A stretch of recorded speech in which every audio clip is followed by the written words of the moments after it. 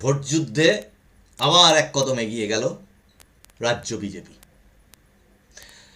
আগামীকাল থেকে নমিনেশন বা মনোনয়নপত্র জমা দেওয়া শুরু, এবং সেখানেও কয়েক যোজন পিছনে ফেলে রাজ্য বিজেপি নেতৃত্ব এগিয়ে গেল এবং তাদের মূল যে মুখ বলা যায় রাজ্যের বিরোধী দলনেতা শুভেন্দু অধিকারীকে দিয়ে সেই নমিনেশন পর্ব সূত্রপাত হতে চলেছে আগামীকাল বেলা 12টার সময় নন্দীগ্রামে। আসুন দেখে নিই সেখানটাতে ঠিক কী হচ্ছে। নমস্কার, মানুষের ভাষায় আপনাদের সকলকে স্বাগত। আমি প্রবীর রায়চৌধুরী আপনাদের সাথে।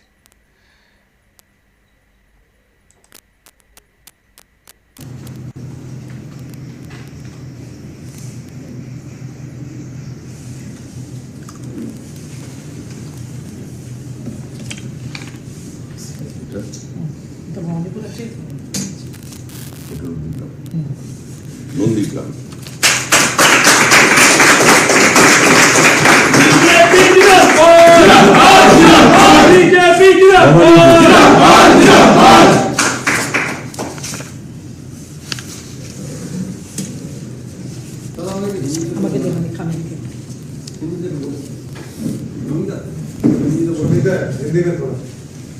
সাবজেক্টটা বলে দেন।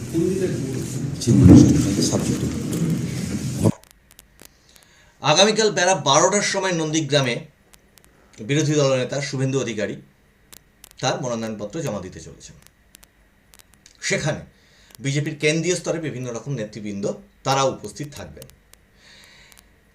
কিন্তু এখানে এই চিত্রটা ঠিক পাশাপাশি যে চিত্রগুলো উঠে আসছে রাজ্যের শাসক দলের তরফ থেকে, তারা তো এটা আমরা এর আগের এপিসোডগুলোতে আপনাদেরকে দেখিয়েছিলাম যে তাদের সাংগঠনিকভাবে যে বিপুল ধস, যে বিপুল পরিমাণে ক্ষোভ তাদের কর্মী সমর্থকদের মধ্যে, সেটা আর শোনা কথা না, সেটা তো দেখা যাচ্ছে, চোখের সামনে ফুটে উঠছে সেই বাস্তবটা। চলুন দেখি সেটাতে কি হলো, কারণ সেটা সকলেই হয়তো দেখেছেন, আর একবার দেখে নিন। এইটা একটা সভা যেটা পোস্ট করেছেন বিজেপি বেঙ্গল থেকেই পোস্ট করা ডক্টর সুকান্ত মজুমদারও এই একই পোস্ট করেছিলেন এর আগে।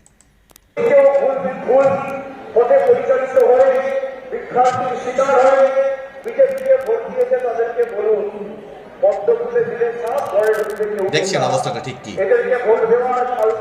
বলার অপেক্ষা রাখে না কিছু। আপনার চোখের জল নেমে আসবে, তৃণমূলকে ভোট দিলে আপনার মুখে হাসি ফুটবে, সিদ্ধান্ত আপনাকে নিতে হবে। আর বাকি টুকটাক যেগুলো কাজ বাকি আছে, পাশাপাশি আজ যেটা হলো সেটা সাংঘাতিক। দেখুন,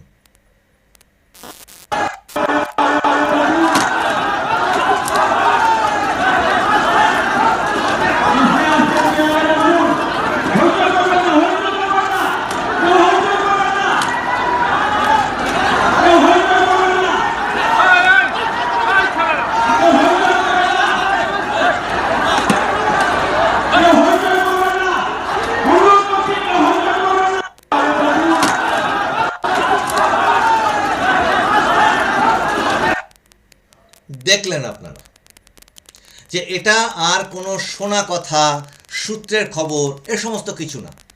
এটা একদম মাঠে ময়দানে এবার সেই ক্ষোভের বিস্ফোরণ ঘটছে।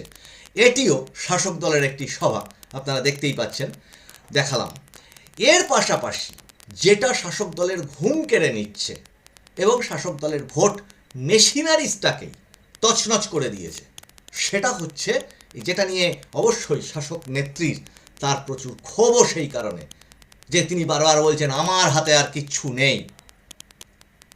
তা এই মেশিনারিটা দিয়েই তো এই 15টা বছর ধরে মানুষের ভোটদানের অধিকারকে কেড়ে রাখা হয়েছিল।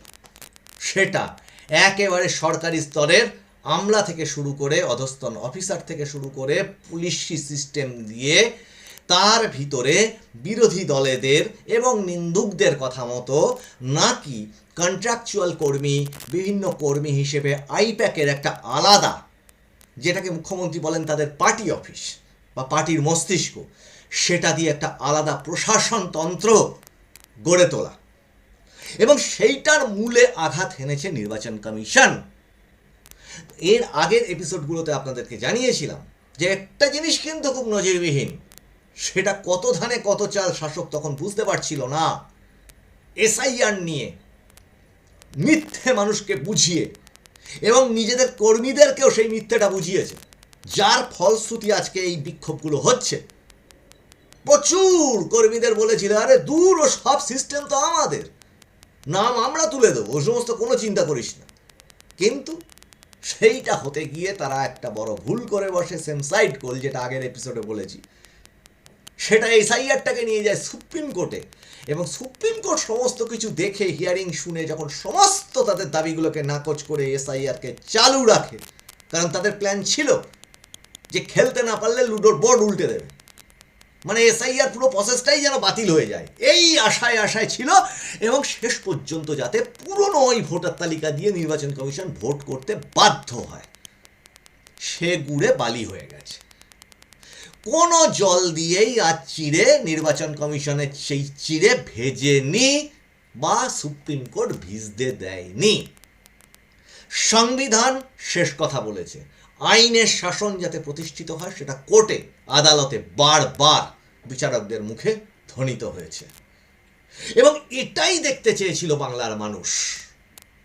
বাংলার মানুষ একটু সাহস চেয়েছিল যে এই ধরনের প্রশাসনিক কিছু ব্যবস্থা নেওয়া হবে, এবং তার সাথে যেটা হলো আগের দিন, খেয়াল করুন, পরপর এই চেঞ্জগুলো তো হচ্ছে, সেই মুখ্য সচিব দিয়ে স্বরাষ্ট্র সচিব দিয়ে শুরু, তারপরে ডিজিপি, পুলিশ কমিশনার, এগুলো তারপরে স্টেপ, তারপরে স্টেপে আসলো ডিআইজি, তারপরে স্টেপে আসলো প্রচুর পরিমাণে ডিএম, যেখানে জেলা শাসক ছিল সব এলোমেলো করে মানে একটা ডিপার্টমেন্টের এই কী বলবো, মানে কাউকে ভোটার প্রসেস থেকে পুরো বাদ দিয়ে দেওয়া হলো।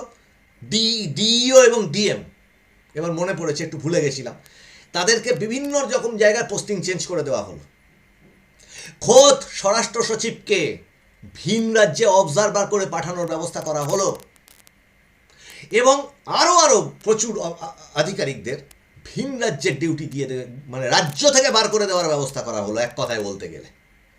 তারপরে আসলো, ক্রমশ জিনিসটা তলায় নামছিল, তারপরে আসলো সেটা কোথায়, এইবার থানাগুলোর জায়গায়, থানা, বিডিও অফিস, এসডিও অফিস, এই জায়গাগুলোতে। ইআরও, এই জায়গাগুলো তো আগেই ছিল, একদম ওইটা দিয়ে শুরু হয়েছিল। 7 জন এইআরওকে সাসপেন্ড, মানে চাকরি থেকে সাসপেন্ড করে দিয়ে নির্বাচন কমিশন বুঝিয়ে দিয়েছিল যে এবার কিন্তু আর অত সহজ নয়, অবাধ ভোট এবার নির্বাচন কমিশনের চ্যালেঞ্জ। এবং সেই সূত্রে এই যে চিঠিটা দেখতে পাচ্ছেন, এই কিছুক্ষণ আগে যেটা তারা মানে এটা ব্যবস্থাটা নিয়েছে, সেটা হচ্ছে 83 জন, এখানে লেখাটা দেখতেই পাচ্ছেন, 83 জন বিডিও এবং এইআরও তাদের ট্রান্সফার হয়ে গেল। আগে হয়েছিল 73 জন, এবার হলো 83 জন। কাজেই এই পুরো শাসক দলের যে মানে কি বলবো, ওকে কি বলে, অক্ষ বা বলুন একটা বাস্তুতন্ত্র বা সিস্টেম, ভোটের একটা অসাধু উপায়ে মানুষকে ভয় দেখিয়ে ভোট দিতে দেবো না, এই যে সিস্টেমটা, সেইটা ভেঙে চুড়ে তছনছ করে দিচ্ছে নির্বাচন কমিশন, এবং সংবিধান তাকে সম্পূর্ণ অধিকার দিয়েছে সেটা করবার জন্য। উল্টো দিকে এই যে ক্ষোভগুলো ফুটে ফুটে বেরিয়ে পড়ছে শাসক দলের, যেটা নিয়ে এর আগের দুটো এপিসোডে বলেছিলাম, সেটা যে আর মুখের কথা নয়, ভাবনা থেকে না, সূত্রের মারফত খবর পাওয়া গেল সেটা না, এবার সেটা মাঠে ময়দানে প্রকাশ্যে এসে যাচ্ছে। এবার তৃণমূলের সমর্থককে আক্রমণ করছে। এবং সূত্রের খবরে এই আগের এপিসোডটাতে আপনাদেরকে বলেছিলাম যে এই যে মিথ্যে প্রতিশ্রুতি দেওয়া হয়েছিল, কি আরে চাকরি কেলেঙ্কারি, আপনার কি বলে ওকে, শিক্ষক নিয়োগ দুর্নীতি, যেটুকু চোখের সামনে এসছে সে তো হিমশৈলের চূড়া মাত্র। গ্রামে, গ্রামান্তরে, গলিতে, শহরে আধা শহরে যে সমস্ত মানুষজন বাস করেন, যারা চোখের সামনে সবটা দুনিয়াটা দেখছেন, তারা তো জানেন যে এই ধরনের প্রতিশ্রুতি দিয়ে টাকা আরো কত তুলে রেখে দিয়েছে তারা, যেগুলোর কোনো অস্তিত্বই নেই। মিথ্যা বলে কারোর কাছ থেকে 5 লাখ 10 লাখ 20 লাখ চাকরির নাম করে তারা টাকা তুলেছে। এবং কোনো কোনো ক্ষেত্রে কি করেছে, খুব বড় জোর, যার জন্য বলেছিলাম যে পুরো সরকারি অফিসগুলো যদি 20 জন স্টাফ থাকে পার্মানেন্ট, 50 জন হচ্ছে কন্ট্রাকচুয়াল। আবার তাদের মানে এগুলো আমার চাক্ষুষ দেখা, আপনারাও হয়তো দেখেন, এমন অনেক স্টাফ আছে যে স্বামী হয়তো কাউন্সিলর, স্ত্রী হয়তো একটা কন্ট্রাকচুয়াল স্টাফ। হ্যাঁ, ব্যাংকের বইটাও আর কিছু ডকুমেন্ট বায়োডাটা জমা দিয়ে সে কন্ট্রাকচুয়াল স্টাফ হয়ে বাড়িতে বসে আছে, আর ঠিক সময় মতো মাইনেটা ঢুকে যাচ্ছে। এরকমের পরিমাণও প্রচুর। কাজে সেইটা কোথায় যাবে? এই যে অক্ষটা, এই সেটিংগুলো যদি, মানে এই যে যেখানে যেখানে বসে যাকে বলে মৌরসি পাট্টা, এটা যখন ভেঙে যাচ্ছে, তখন এই অসাধু উপায়, এই যে অর্থের যে মালা বা মানি চেন, সেইটা যখন কেটে যাচ্ছে, তখন এইবার সেটা রুট লেভেলে এসে পড়ছে। তৃণমূল নাম না, ওই জন্য রুট লেভেলে এসে পড়ছে, একদম তৃণমূল স্তরে এইবার জল নড়ে উঠেছে। কিভাবে? আমার ওই টাকাটা এবার ফেরত দে, হয় টিকিট দে, নালে টাকা ফেরত দে, হয় এবার আমায় তুই বলেছিস না নাম তুলে দিবি, হয় নাম তুলে দে লিস্টে, আর নালে টাকা ফেরত দে, নালে বুঝে নেব। এই বুঝে নেবটা এতদিন এরা বিরোধী দলকে বলতো, বিরোধী মানুষজনকে বলতো, ছাপোষা নিরীহ মানুষ, তাদের উদ্দেশ্যে বলতো। তার কারণ তাদেরকেও টাকা দিয়ে সেটা করানো হতো। এখন একটা মানুষের কি হয়, স্বতঃস্ফূর্ত আবেগের একটা চাহিদা আর এক মানে বা সম্মিলন, সেটা এক রকমের হয়। স্বতঃস্ফূর্তভাবে মানুষ কোনো একটা মিটিং করছে, মিছিল করছে, সেটা একরকম হয়। আর টাকা দিয়ে ভাই লোক ভরাতে হবে, সেটার পরিণতি এই যে দৃশ্যগুলো আপনারা দেখলেন সেগুলোতে। আর তার পাশাপাশি যখন দেখে এই ধরনের টাকাই যেখানে শেষ কথা, যেখানে কোনো নীতি আদর্শ ইজম পলিটিক্যাল কোনো রকম একটা আদর্শ নিয়ে কোনো দল গড়ে ওঠে বা সেটা নিয়ে চলতে থাকে, সেটা হেরে গেলেও টিম করে হলেও সেটা টিকে থাকে। আর এখানে কি, এখানে তো সবটাই টাকা, তুই এটা দিবি তার এত পার্সেন্ট আমার, ও পাবে আর এত পার্সেন্ট।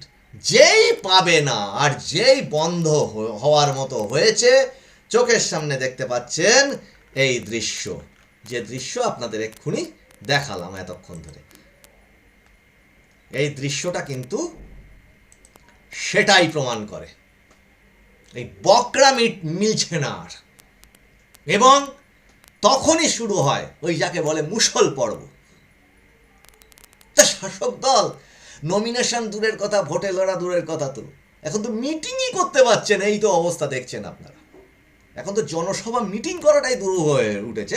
এবং আগামী দিনে যা কিছু আমাদের কাছে সূত্রের খবর আছে, 14 তারিখের থেকে 15-16 এপ্রিলের লাগাতার আইপ্যাক ইডি কেসের হিয়ারিং, এবং সুপ্রিম কোর্টের বিচারপতি ডিভিশন বেঞ্চ জানিয়ে দিয়েছেন সলিসিটর জেনারেলকে যে ওই 3 দিনের মধ্যে তারা রায় দিতে চলেছেন। এবং যে মামলাটি ভারতবর্ষের একটি দৃষ্টান্তমূলক মামলা, তার কারণ বিচারপতিরা বলেছেন যে ঘটনাটাই দৃষ্টান্তমূলক, নজিরবিহীন। প্রচুর চেষ্টা শাসক দল বিভিন্ন রকম সর্বোচ্চ স্তরের উকিল দিয়ে সেখানে করবার চেষ্টা করছে, বা আদালত কি করে সেদিকে আমরা তাকিয়ে থাকবো। কিন্তু তার মাঝখানেই আবার রয়েছে এই 1 তারিখে SIR এর মামলা, সেখানে কি হয় সেটার দিকেও তাকিয়ে আছে। আর এই যাদের দেখছেন, এদের বক্তব্যটা কোন জায়গাটায়, যে কি দরকার ছিল পুরো জিনিসটাকে কোর্টে নিয়ে যাওয়ার, ফলবশতই তো এই মুহূর্তে যে আপলোড বন্ধ হয়ে গেছিল 24 তারিখ থেকে, নির্বাচন কমিশনের হাতে থাকলে বাকি 11টা রাজ্যে স্মুথ SIR রয়েছে। সুপ্রিম কোর্ট বলেছে এ কি আশ্চর্য, এই একটা রাজ্যে এত অশান্তি। তার ফলবশতই তাকে বিশেষ ক্ষমতা প্রয়োগ করে জুডিশিয়ারি দিয়ে সমস্ত প্রসেসটা করাতে হচ্ছে, যেটা নির্বাচন কমিশনের হাতেই নেই। এখন তৃণমূলের নিম্ন স্তরের সমস্ত কর্মীদের কান পাতলেই শোনা যাচ্ছে যে যদি শান্তভাবে সমস্ত জিনিসটা হতো তাহলে হয়তো ডকুমেন্টগুলো ঠিকঠাক আপলোড হতো। অনেকেরই এরকম আছে, এবং অনেক সঠিক নাগরিক তাদের ডকুমেন্টে এরকম ভুলভাল আপলোড হয়েছে উদ্দেশ্য প্রণোদিতভাবে, যেটা পরবর্তীতে সেই নেত্রী আবার বলেছেন নাকি ছুপারুস্তম বসে বসে নাম কেটে দিয়েছে, একটি কমিউনিটিকে টার্গেট করে করে নাকি নাম কেটে দেওয়া হয়েছে। কিন্তু আশ্চর্যের বিষয়, কোর্টে যখন সেই সওয়াল জবাবটা উঠেছিল গতদিন, সে কথাগুলো একটাও তাদের মুখে শোনা যায়নি, যে মহিলাদের নাম কেটে দেওয়া হচ্ছে, নির্দিষ্ট কমিউনিটির নাম কেটে দেওয়া হচ্ছে, এসব কথা সেখান থেকে একটাও শোনা যায়নি। কাজেই এই যে পরিস্থিতি, এই পরিস্থিতিতে দেখুন আরও হয়তো সময় লাগবে, কিন্তু শাসক দলের এর পরবর্তীতে ভোটের লড়ার ময়দানে মানুষকে যেভাবে ভয় দেখিয়ে আটকে রাখে যে ভোটটা করত, তার দিন কিন্তু এবার শেষ, এবং মাঠই সেটা বলে দিচ্ছে। ওনারা বলতেন না খেলা হবে, এই যে এই দেখতে পাচ্ছেন খেলা কি হচ্ছে। এই এপিসোডগুলো কেমন লাগছে আপনারা জানাবেন, ভালো লাগলে লাইক শেয়ার কমেন্ট করবেন, সাবস্ক্রাইব করবেন একটু আপনাদের, এবং আপনাদের সুচিন্তিত মতামত পাঠাবেন। আপনাদের সঙ্গে আবার দেখা হচ্ছে সামনের এপিসোডে। আপনারা নজর রাখুন মানুষের ভাষার পর্দায়। মানুষের ভাষা সবার মনের কথা বলে। নমস্কার।